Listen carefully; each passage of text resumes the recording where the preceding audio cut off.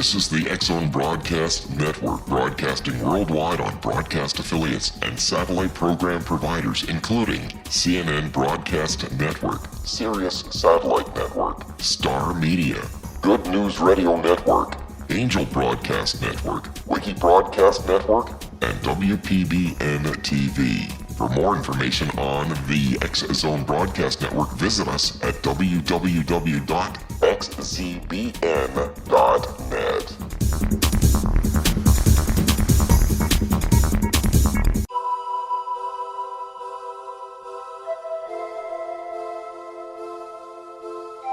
If you're a seeker, don't miss the inspiring book Shamanic Awakening, Between the Dark and the Daylight. This remarkable work chronicles shamanic counselor and indigenously trained dream decoder Sandra Cochran's 35 years of experience with diverse wisdom keepers throughout the Americas. Sandy's initiations across the British Isles, Turkey, Greece, and Egypt, combined with her knowledge of symbology, psychology, and myth, influence her dream blog and workshops. Sandy offers private readings, sacred international journeys, a meditative CD, and her book, Shamanic Awakening, to encourage you as you navigate your earth walk and create a deeper connection to yourself. Find this and more at her website, starwalkervisions.com.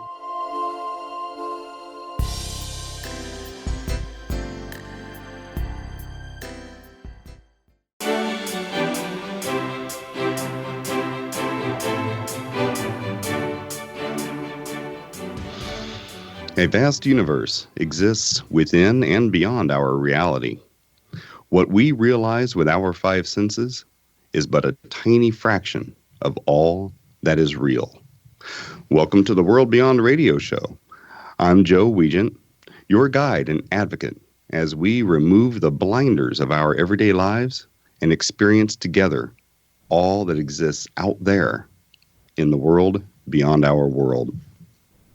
Welcome to the show today, folks. We have a very special guest today. We are going to be talking this hour with Joshua Warren. Joshua he has grown up in Asheville, North Carolina, and currently resides in Puerto Rico. Joshua is an investigator who pioneers in the amazing relationship between mind, energy, matter, and strange phenomena. He owns the Asheville Mystery Museum and Laboratory in North Carolina, and the Bermuda Triangle Research Base in Puerto Rico. He is the author of over 20 best-selling books, including Use the Force, A Jedi's Guide to the Law of Attraction, and The Wishing Machine Workbook that has appeared. He has also appeared on numerous TV programs on the History Channel, Discovery, Nat Geo, Animal Planet, Sci-Fi, TLC, and he has starred on the Travel Channel series Paranormal Paparazzi. He travels the world investigating mysterious phenomena and has made the cover of a science journal in 2004 for lab experiments regarding energy fields in nature related to the Brown Mountain Lights. As the creator of the wildly popular Wishing Machine Project, he has helped thousands of people around the world change their lives in profound ways, manifesting extremely good fortune. To see mind-blowing photos and videos glimpsing into other realms, you can always visit his website at joshuapwarren.com. Josh, welcome to the show today. We are really excited to have you with us. Well, hi, Joe, and thank you so much. It is wonderful to be with you, sir. And the pleasure is on this side of the mic, I can tell you. You have really amassed quite a volume of work over the last several years. What got you started into this line of work? Well, I was born in Asheville, North Carolina, which is the heart of the oldest mountains in North America. And so I grew up exposed to all these wonderful old legends and myths and ghost stories and pioneer tales and that kind of thing, which always made me really curious, trying to determine fact from fiction. But, there was one thing in particular that happened to my family before I was even born that I realized made a big impact on me. And it occurred in the 1930s. My grandmother on my mother's side was a woman named Virginia Calloway.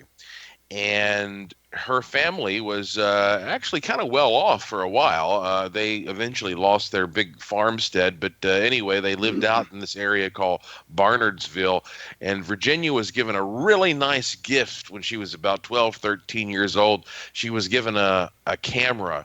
And one afternoon, her older brother, who was in his 20s, named Claude, and their father, named Jack, Claude and Jack came back from a small game hunting trip, and she took a picture of the two of them. It's a classic picture of these two old rugged mountain men standing there holding rabbits and squirrels. And when the picture developed, Claude, who was my great uncle, did not have a head. I mean, when the picture came out, his head was literally just gone. It was sort of transparent. And they knew it was weird, but they didn't know enough about photography to realize just how weird it was. Well, now 1 month after that, Claude was sitting on the porch of the farmstead house there, reading a copy of his favorite publication, Western Magazine, old gunslinger tales. And at some point, while he was conversing through an open window with Jack, who was inside fixing lunch for the two of them. And suddenly Jack said something to Claude, and Claude didn't answer. And so Jack walked outside, and here was the copy of Western Magazine on the porch, but Claude was gone. And he thought, that was weird, because lunch is almost ready, and now it is ready. And he couldn't figure out what happened to Claude. Well, days went by, and they were out there searching in the woods. And it's absolutely true, Joe, that my great uncle, Claude Calloway, was never seen or heard from again. It was like that he had vanished in the blink of an eye in mid-sentence. This was a big tragedy that affected my family. They never got over it because they never had any kind of closure, of course. And the fact that his fate seemed kind of foretold in this phantom photograph, if you will, 1 month before, that was a really inspiring and motivating mystery for me, and it made me start thinking a lot about the idea of spirits and other dimensions and abductions and all that kind of thing. And honestly, I think that is fascinating, and we're going to have to cut to a break here for just a few minutes. I certainly want to get back to that.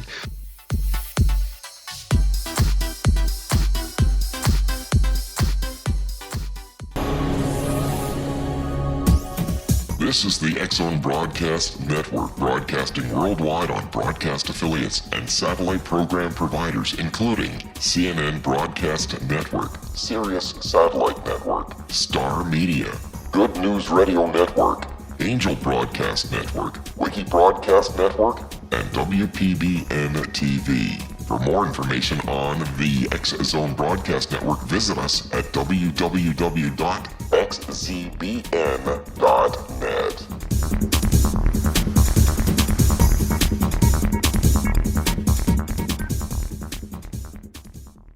How would you like to be able to read other people's minds? Well, the next best thing is here. When you know how to read a person's name, you know how the person thinks, feels, and behaves.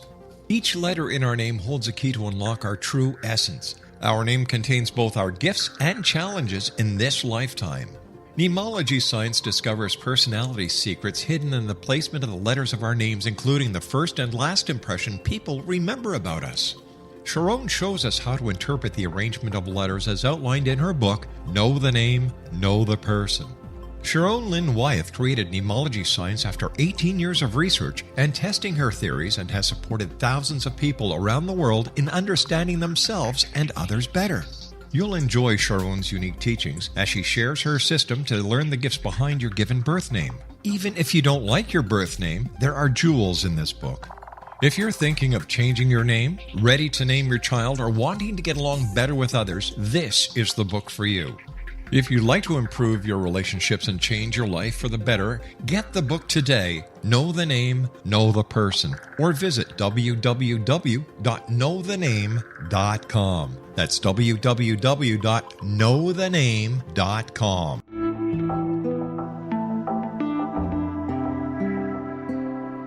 Take a step back in time and discover old Florida cuisine at Marsh Landing Restaurant in Fellsmere, Florida.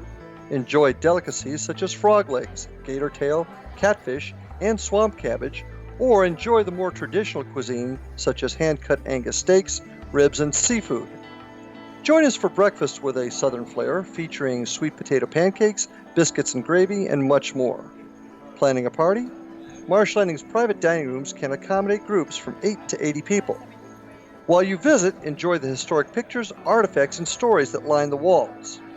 Marsh Landing is truly a unique experience. Marsh Landing Restaurant, 44 North Broadway in historic downtown Fellsmere, or visit marshlandingrestaurant.com. Marsh Landing, old Florida cuisine at its best.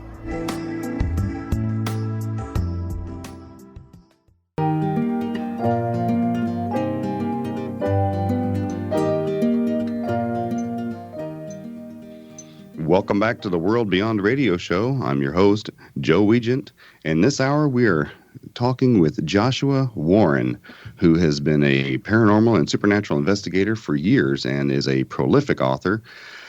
When we left to go to break, Joshua, we were talking about the occurrences that happened in some photography that foretold some very extraordinary circumstances. Have you had any other experiences like that that further propelled your curiosity into the world of the unknown? Well, you know, Joe, when it comes to that kind of disappearance, that particular incident was fairly unique. But once I started going out and actively doing research, and by the way, I got a job working for the biggest newspaper in my region when I was 15. I mean, before I could even drive. I mean, I had my mom and dad driving me around and taking me to places where spooky things had happened so I could write articles. At that point, you know, I started seeing how interested the people were in some of these articles that I was producing. And I got more and more serious as time went on about finding these spots that were rumored to be haunted or whatever. And I spent about 6 years of my life doing everything possible to see a ghost. I mean, I went to every place that I could get access to that was supposedly haunted, and I saw absolutely nothing extraordinary. And I reached a point when I thought, well, maybe some people can see ghosts, and I'm just not one of them. I know maybe I don't have the right rods and cones in my eyes or whatever. And then finally, all that changed. I was invited to go investigate a house where a college student lived. Her name was Amanda.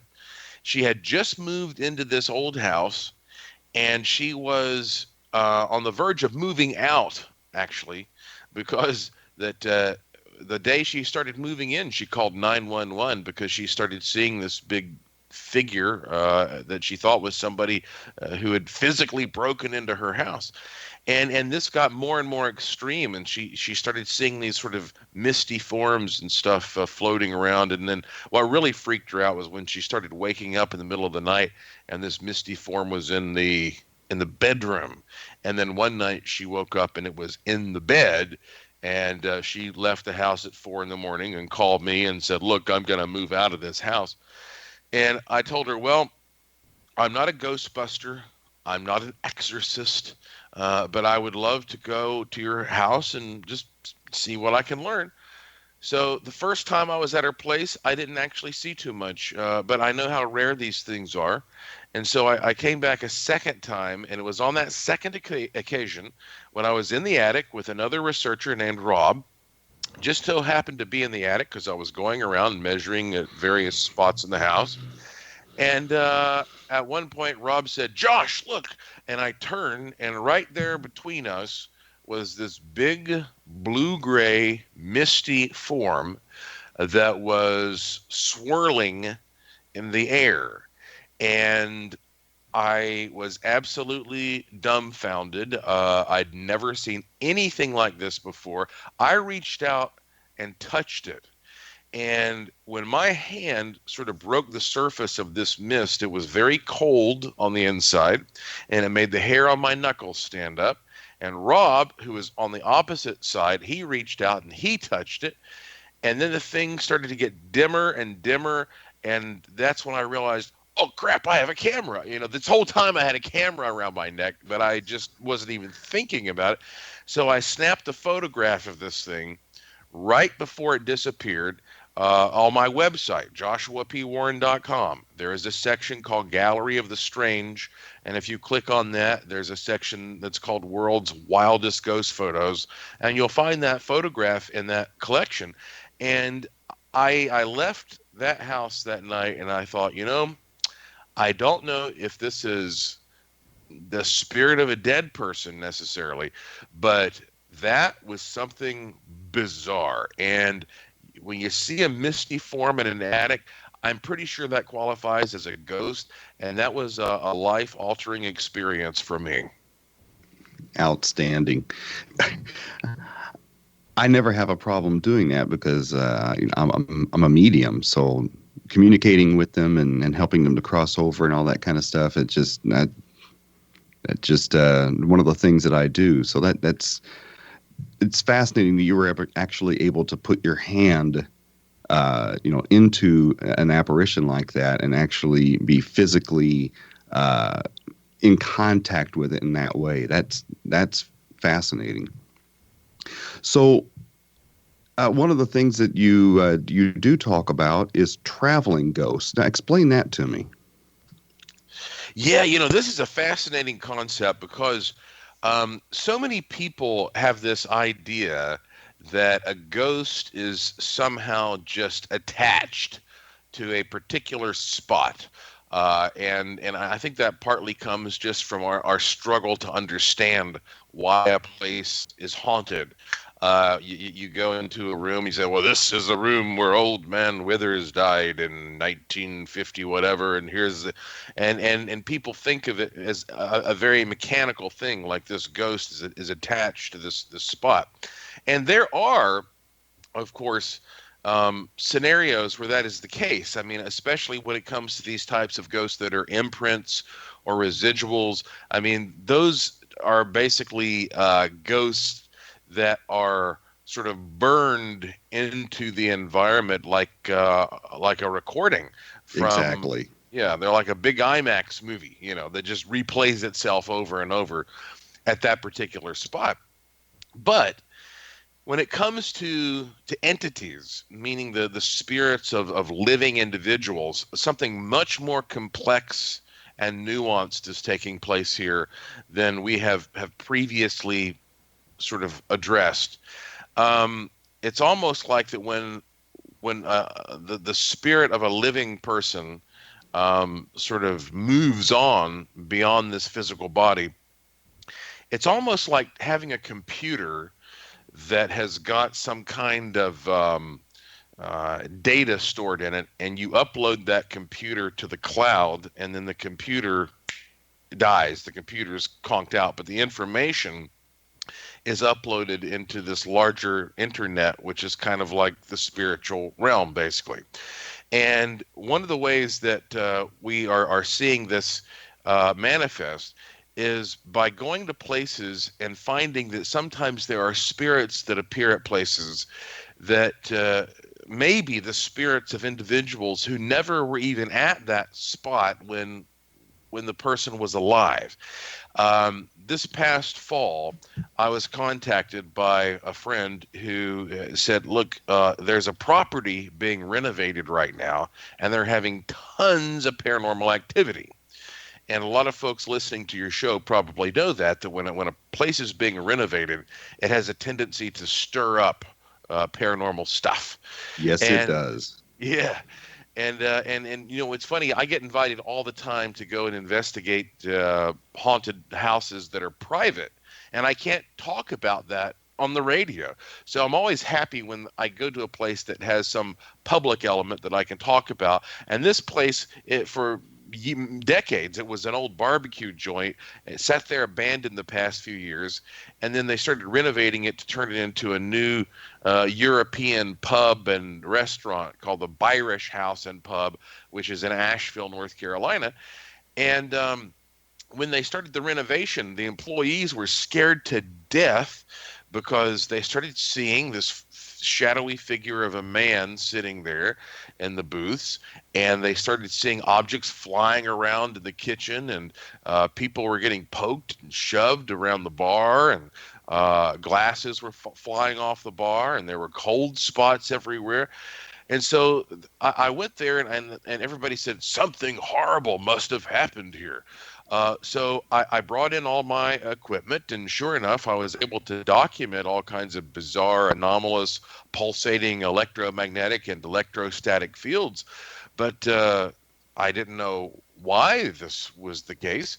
And I hooked up with a good friend of mine, Vance Pollock, who is an amazing historian. And Vance went through the whole history of this property. And he said, Josh, because I got to tell you, because I can't find anything of a dramatic nature that had happened here. He said in 1960, this place was built. Before that, it was just wooded land. It was opened up as a barbecue joint by a man named Gus Cools.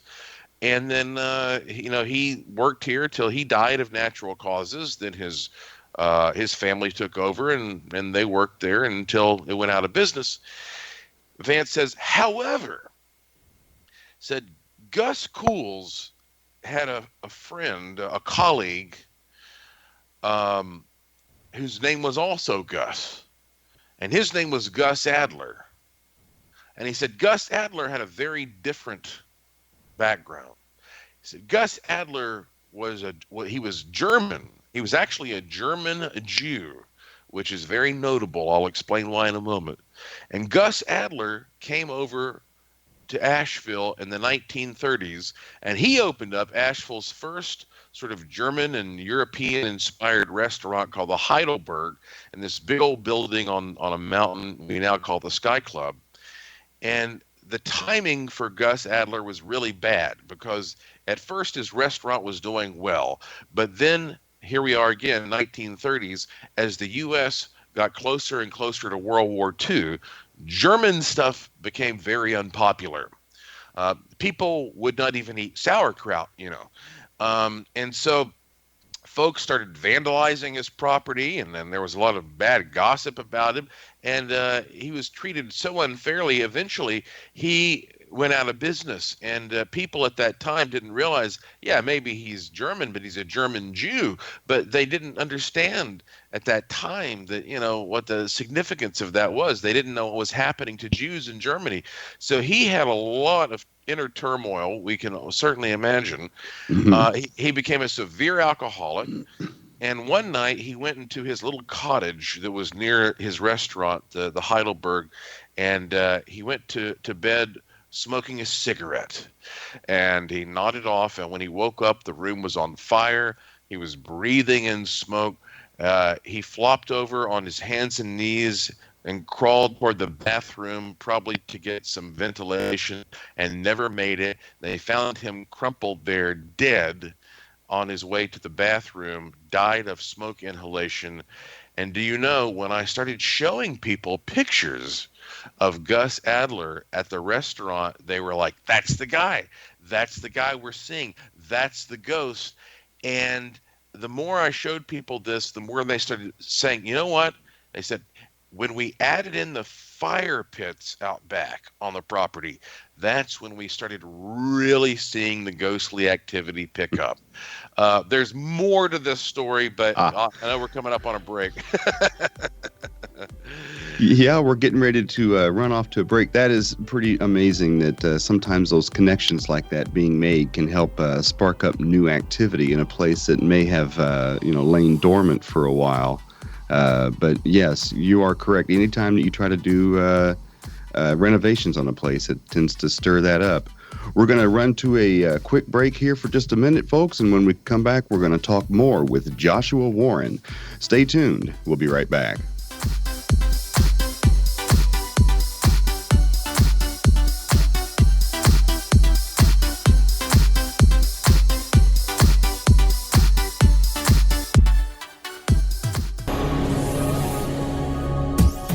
This is the X-Zone Broadcast Network, broadcasting worldwide on broadcast affiliates and satellite program providers, including CNN Broadcast Network, Sirius Satellite Network, Star Media, Good News Radio Network, Angel Broadcast Network, Wiki Broadcast Network, and WPBN TV. For more information on the X-Zone Broadcast Network, visit us at www.xzbn.net.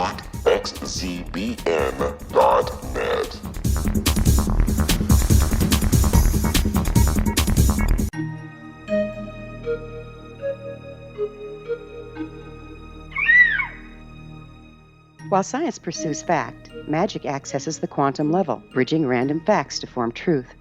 As long as science and magic remain separate and polarized, the truth cannot be known. I'm Gwilda Wiyaka. Join me on the Science of Magic radio program, dedicated to unification and evolution of consciousness. During each episode, I'll be speaking with experienced and respected scientists and mystics. From astrologers to astronomers, from medical doctors to shaman, the scientific method to dowsing and intuition, we'll weave together information from seemingly divergent practices to promote unity and enlightenment. Join me, Gwilda Wiyaka, and the Science of Magic right here on the Mutual Broadcast Network. For more information, visit www.thescienceofmagic.net. Gibbs A. Williams, Ph.D., is a practicing psychoanalyst, supervisor, researcher, and author in New York City. Much of his life has been dedicated to understanding nature and the uses of meaningful coincidences or synchronicities. His radical and original non-Jungian, non-mystical, non-magical theory of synchronicities illuminates much of the fog surrounding this challenging and perplexing topic. His ideas and manners are fresh, presented in a style that is both entertaining and highly informative. He is also an expert on crisis intervention, specially focused on violence reduction for the police and citizens, mastering anxiety, frustration, and stress without the use of medication, and effectively preventing and treating heroin addiction. Dr. Williams can be contacted at his email address at gwwilliamsny11@aol.com or visit his website at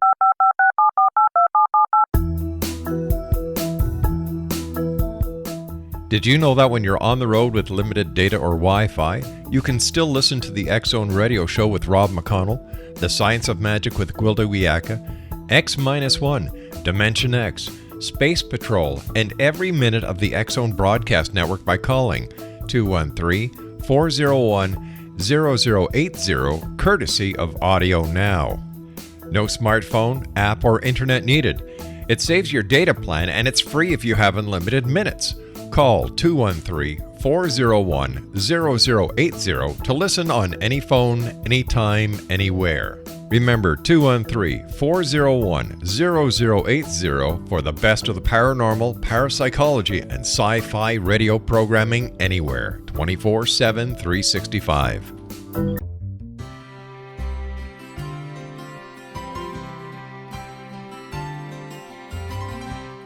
True healing must address 4 levels: physical, emotional, mental, and spiritual, for us to live joyful and productive lives. We tend to treat 3 of the 4, leaving the spiritual languishing. If you're tired of the same dysfunctional patterns cropping up in your life, Soul Balancing is for you. Trixie Phelps, owner and founder of Soul Balancing, is a naturally gifted energy healer trained in numerous esoteric forms, including shamanism. Trixie has created a powerful modality that safely and effectively clears your energetic field. A Soul Balancing session can remove interference, heal trauma, and restore your hope. Contact Trixie for a life-changing long-distance session today, www.soulbalancing.world.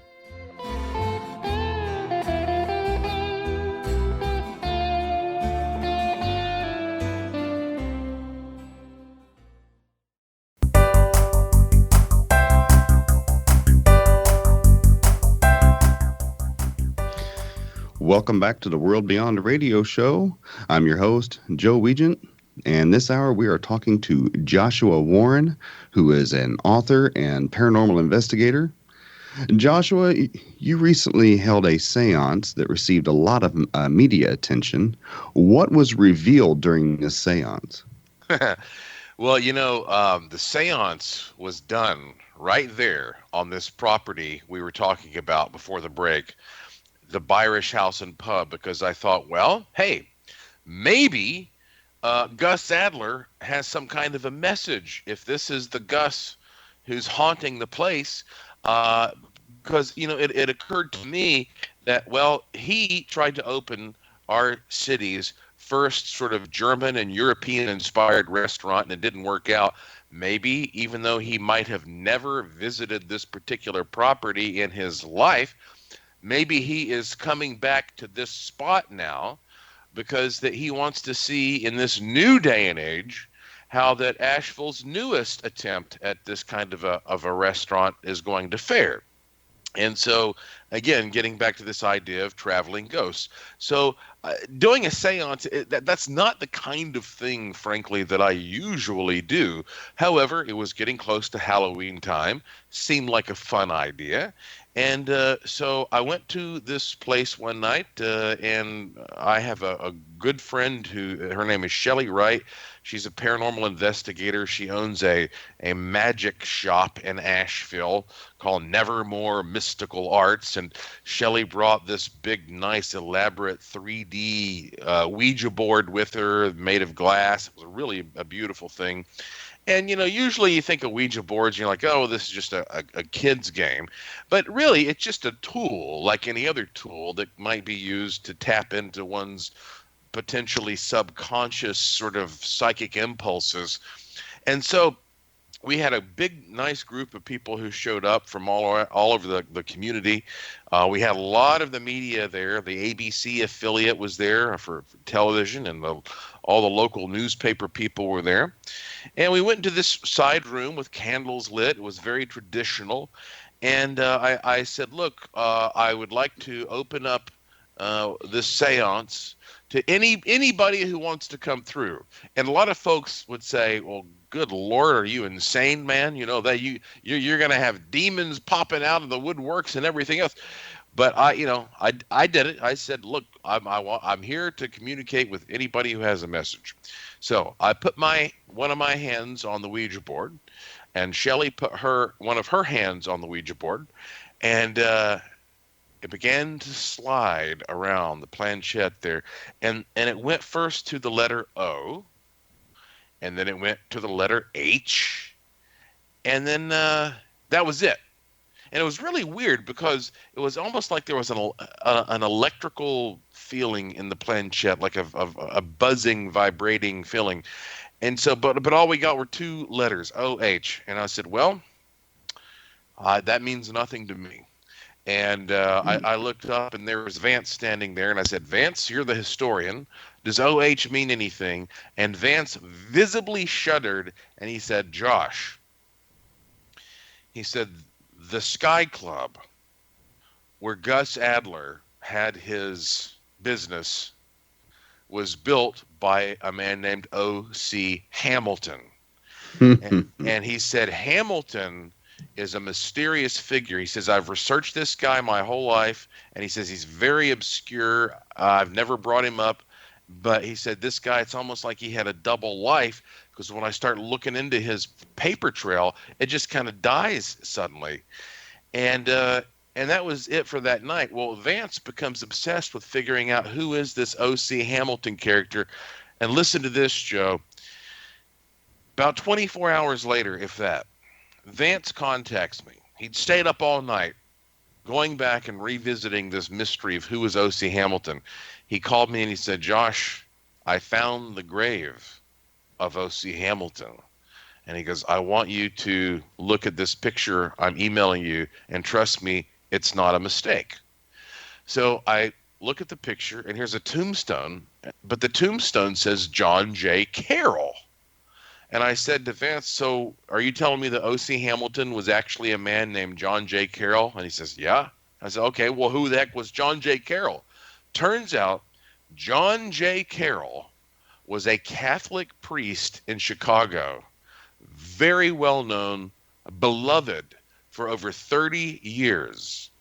And he fell in love with a woman named Kate Bailey. And of course, that's a no-no. And when she became pregnant, John J. Carroll traveled to Asheville, assumed the false name of O.C. Hamilton, had a lot of money, built this house for her to live in, told everybody he was a philanthropist and a real estate developer named O.C. Hamilton, and led this double life and kept this secret for the rest of his life. And this was something absolutely unknown to mainstream historians. And the funny thing is, Joe, there's more to this story, but suddenly I realized, holy cow, this started with a property that used to be an old barbecue joint where spooky stuff was happening. That led to a seance that gave us 2 letters, O and H, and now we have discovered this huge scandal involving this Catholic priest. And this is all very well documented now that we know about it. And I thought to myself, man, he must have been the person who wanted to come through that night, because it doesn't matter whether or not you or I believe in purgatory. If he believed in purgatory and he had a guilty conscience, that fella may be stuck there in some kind of a purgatory, and he needed his story to be told. And this is an example, Joe, of how that it doesn't necessarily matter so much about the particular place and the particular time.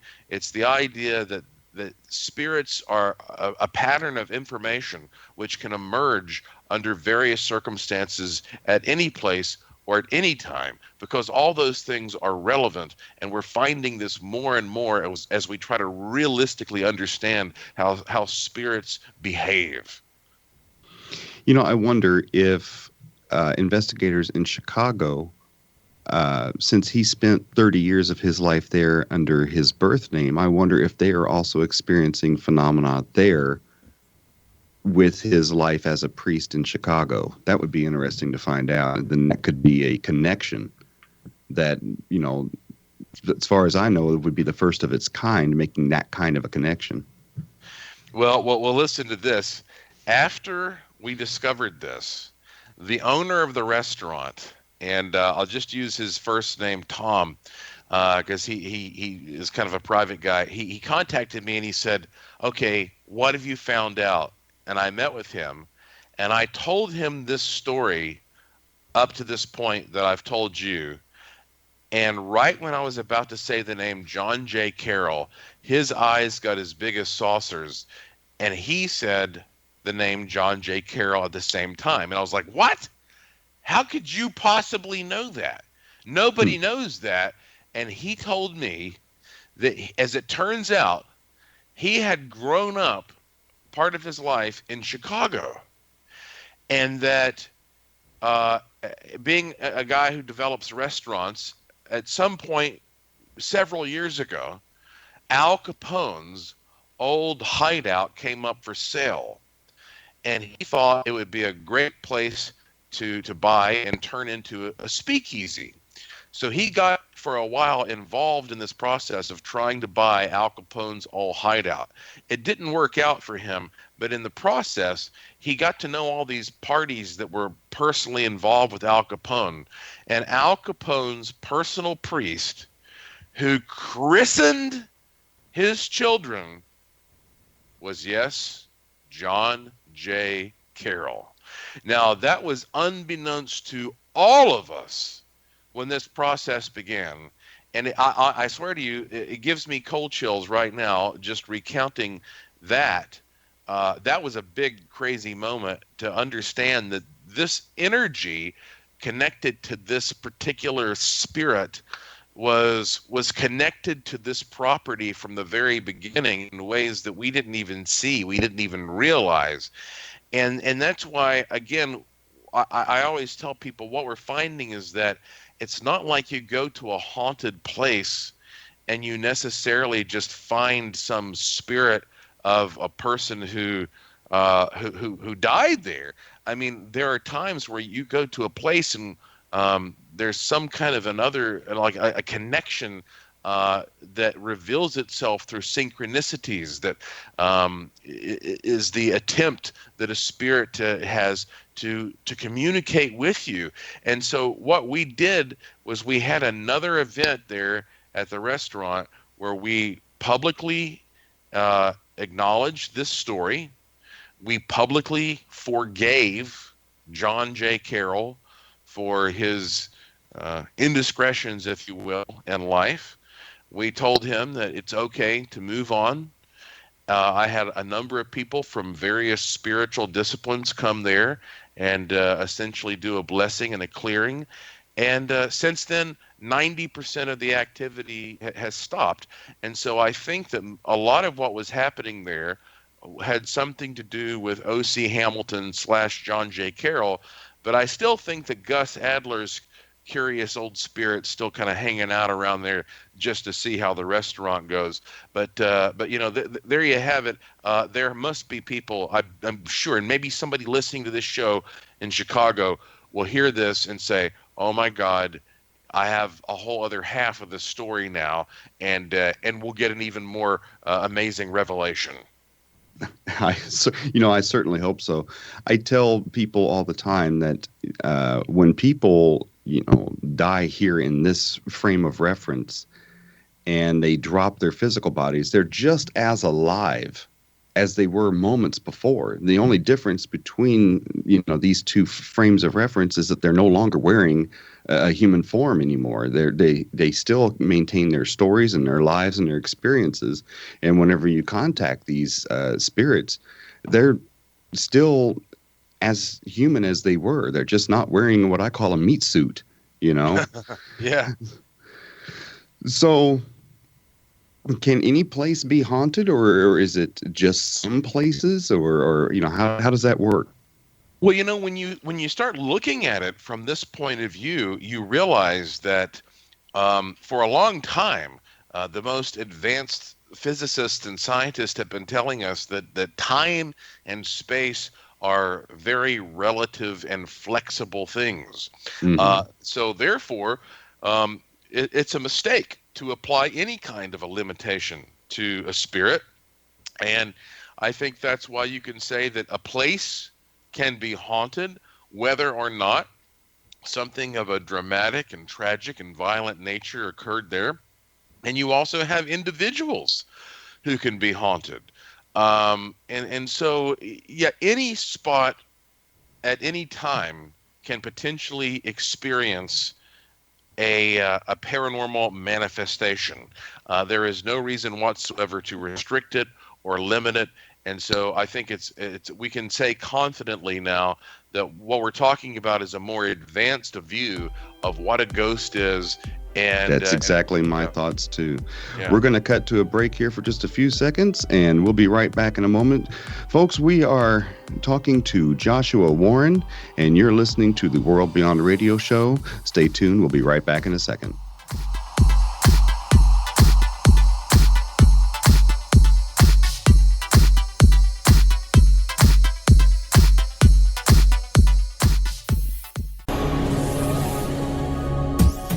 This is the X-Zone Broadcast Network, broadcasting worldwide on broadcast affiliates and satellite program providers, including CNN Broadcast Network, Sirius Satellite Network, Star Media, Good News Radio Network, Angel Broadcast Network, Wiki Broadcast Network, and WPBN TV. For more information on the X-Zone Broadcast Network, visit us at www.xzbn.net.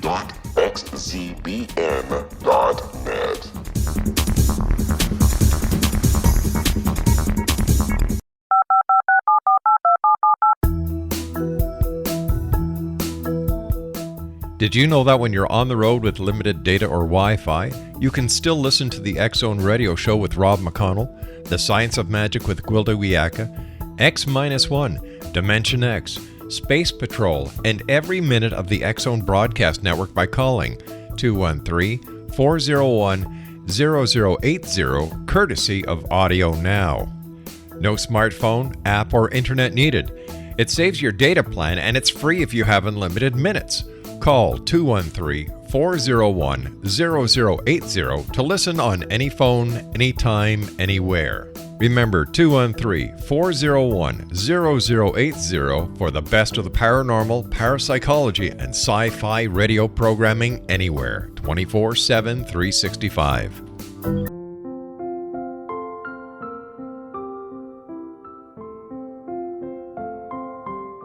I am Dr. Carl O'Helvey, founder, president of a new cancer foundation focusing on evidence-based physical, mental, and spiritual interventions, including natural cancer cures, prayer, meditation, affirmations, nutrition, and other related holistic cancer prevention and cure modalities.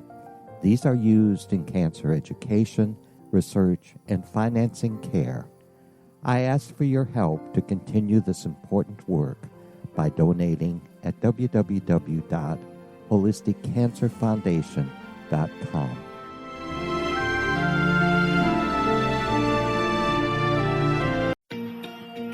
Wouldn't you love to know the secret to everything?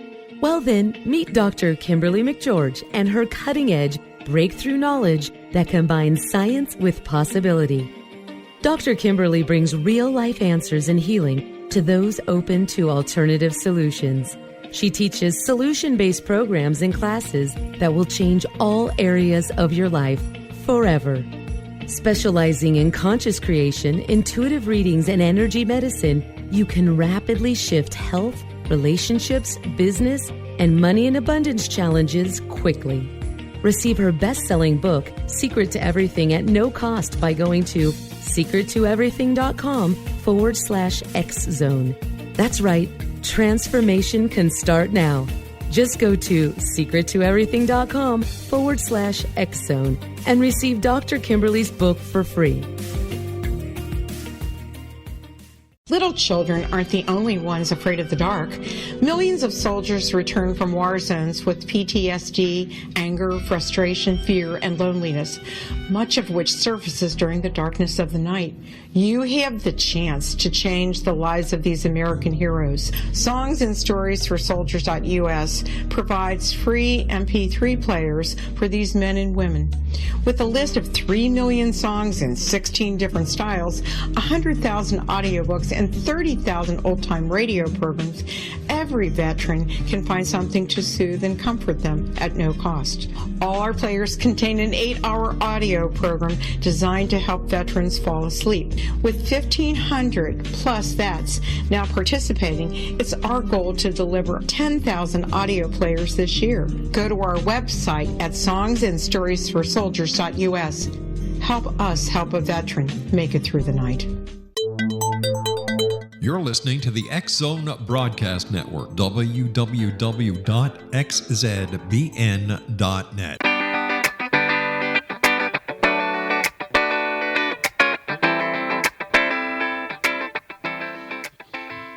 Welcome back, folks. You are listening to the World Beyond Radio Show.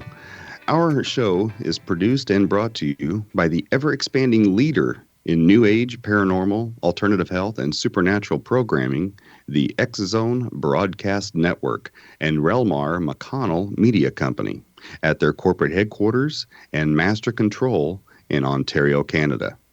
To learn more about the world beyond, your host, Joe Weigant, or to see the other amazing and exciting shows and learn more about those hosts, please go to www.xzbn.net. To contact me to inquire about being a guest on the show or to learn more information, you can email me at Joe Weigant, that's Joe, Weigant, at xzbn.net. Or for more information, you can visit my websites, paranormalpeace.com or Reiki Choice, that's REIKI, choice.com. Our guest this hour is Joshua Warren, and you can see all of the amazing things that he has done and see his books and subscribe to his emails at Joshua P. Warren, that's WARREN.com. Joshua, when it comes to ghosts, why do you think that some spirits tend to hang around while others move along a little more rapidly?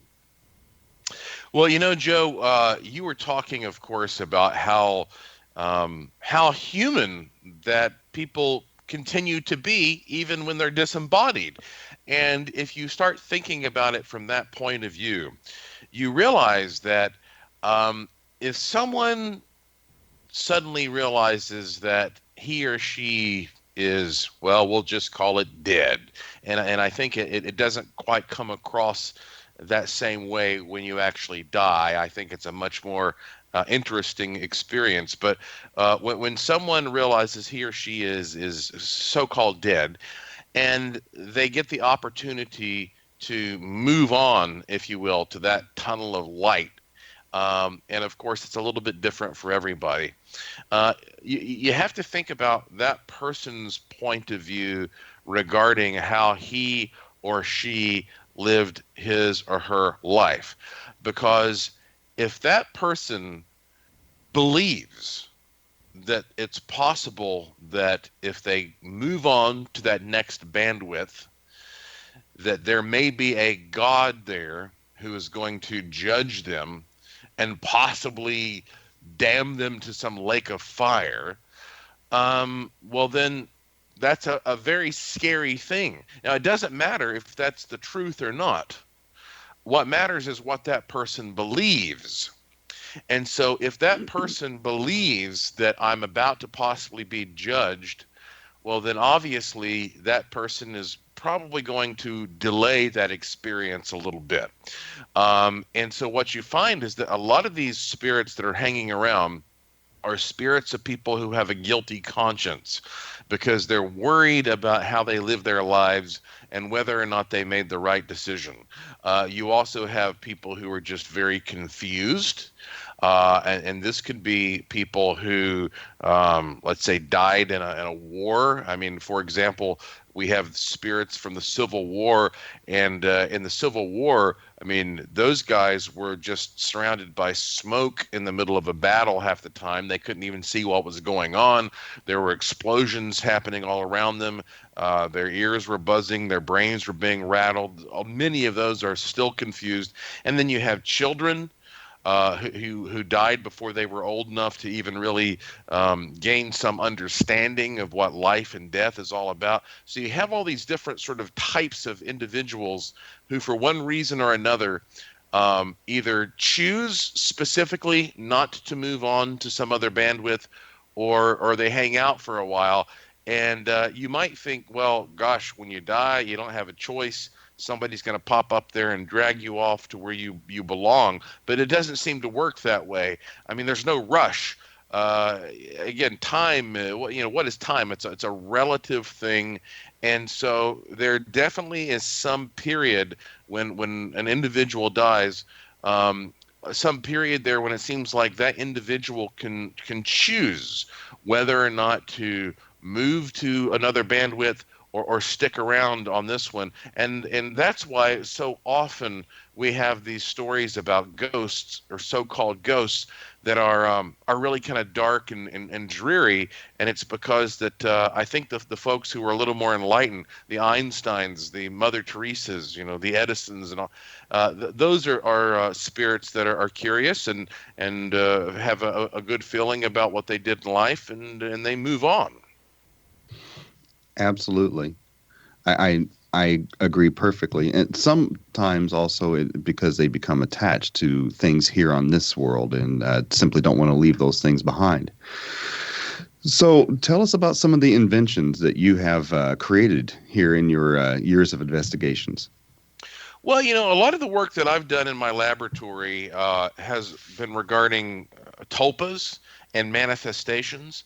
I have a museum in Asheville, North Carolina. And by the way, I'm joining you right now from Puerto Rico.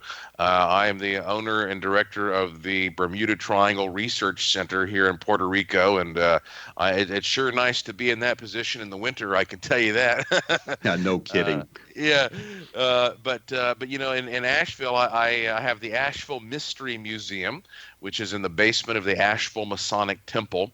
And I also have a laboratory there where we do experiments. And I'm very happy to say that my team and I made the cover of a science journal in 2004 for some experiments we did reproducing natural plasmas, for example, at Brown Mountain, site of the Brown Mountain Lights, under a controlled setting.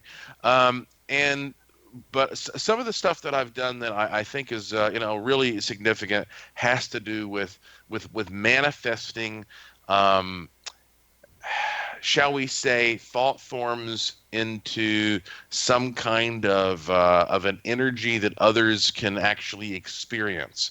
A lot of people, of course, know about the wishing machines that my team and I produce, which, boy, that's a big, long conversation for perhaps another whole show. But a lot of what I've done has been revolving around experiments where we take some type of an object and we have a group of people focus on that object, and then we take another person who has been sort of sequestered, if you will, the whole time, and we bring that person into the room where all these other folks were focusing on this object, and time after time after time, the person who was sequestered is able to actually tell us what this object was that everybody else was focusing on. And so I have a lot of different equipment that helps with that process. And again, the wishing machines are part of that. And these are devices that, frankly, it sounds like the scam of the century. It's like, oh, this is a box that'll make your wishes come true. Yeah, sure. And but the thing is, I bought my first wishing machine about 15 years ago. And I bought it just because I like to buy things and experiment with them. And very quickly, it started working for me. And I don't know if this is just some kind of an elaborate placebo, but if it works, who cares?